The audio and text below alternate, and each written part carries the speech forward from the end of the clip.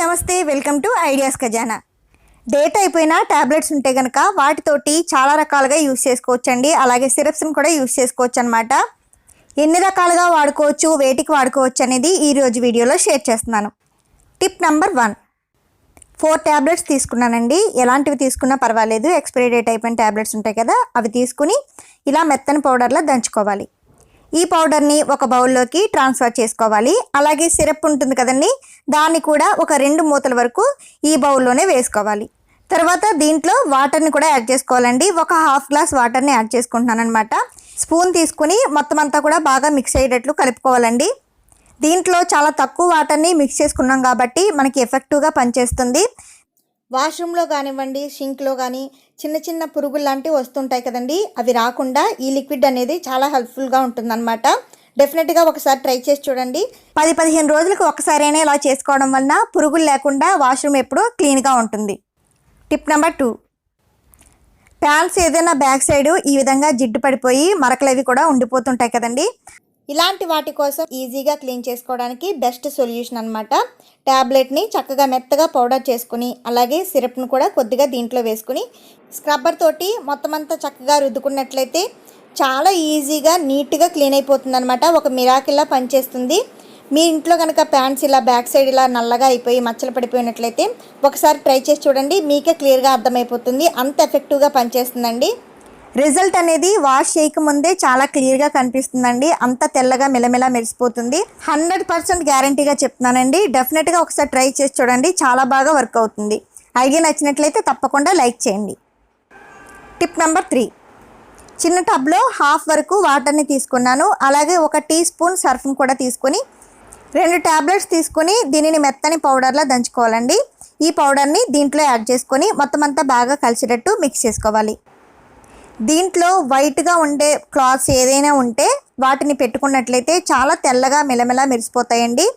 బనీన్లు కానివ్వండి, లేకపోతే ఇంకేదైనా కూడా మనకి నల్లగా అయిపోతూ ఉంటాయి. ఎంత ఉతికినా కూడా తెలుపు అనేది రాకుండా ఉంటాయి కదండి, అలాంటి బట్టల్ని ఇలాంటి వాటర్లో మనం నానబెట్టుకుని వాష్ చేసుకున్నట్లయితే చాలా తెల్లగా మెరిసిపోతూ ఉంటుందన్నమాట. చూసారు కదా, ఒక హాఫ్ అన్ అవర్ నానబెట్టిన తర్వాత ఈ విధంగా మనకి రిజల్ట్ అనేది కనిపిస్తుంది. ఎంత తెల్లగా ఉందో చూసారు కదా. తెల్లటి బట్టలకి ఈ టిప్ అనేది చాలా బాగా ఉపయోగపడుతుంది. టిప్ నెంబర్ 4, కొన్ని బుక్స్ ఏంటంటే ఎన్ని సంవత్సరాలైనా మనం దాచిపెట్టుకుని వాటిని అవసరమైనప్పుడు చదువుకుంటూ ఉంటాం కదండి, అలాంటి బుక్స్ అనమాట. అంటే గ్రంథాలు కానీ, జీవిత చరిత్రలు కానీ, ఇలాంటి మెడిసిన్స్ వాల్యూ ఉన్న బుక్స్ కానీ ఏదైనా కూడా దాచిపెట్టుకుంటాం కదండి, అలాంటి వాటిలో చిన్నవి నల్ల పురుగులు, తోక పురుగులు లాంటివి చేరుతూ ఉంటాయి అన్నమాట. అలాంటి వాటి కోసం ఈ టిప్ని ట్రై చేయండి. అయితే ఈ బుక్లో వచ్చేసి సౌందర్యానికి సంబంధించినవి, హెయిర్కి సంబంధించినవి, ఇంకా కొన్ని హెల్త్కి సంబంధించినవి మెడిసిన్స్ అనేవి ఎలా ప్రిపేర్ చేసుకోవచ్చు అనేది దీంట్లో ఉంటుందండి. దీంట్లో కొన్ని ఏంటంటే మనం ఇంట్లో రెడీ చేసుకుని వాడుకునేటట్లు ఉంటాయి అన్నమాట. అలాంటివి మీకు ఏదైనా కావాలనుకుంటే కింద కామెంట్ సెక్షన్లో కామెంట్ చేయండి, డెఫినెట్గా మీకు షేర్ చేస్తాను.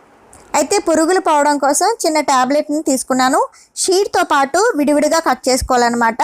అలాగే దీనికి సేఫ్టీ పిన్ తోటి చిన్న హోల్స్ చేసుకొని మనం ఏ బుక్స్లో అయితే పెట్టుకోవాలనుకుంటున్నామో ఆ బుక్స్లో ఇలా సెంటర్లో పెట్టేసుకుని స్టోర్ చేసుకున్నట్లయితే ఆ పురుగులు అవి రాకుండా ఉండడానికి హెల్ప్ అవుతుంది.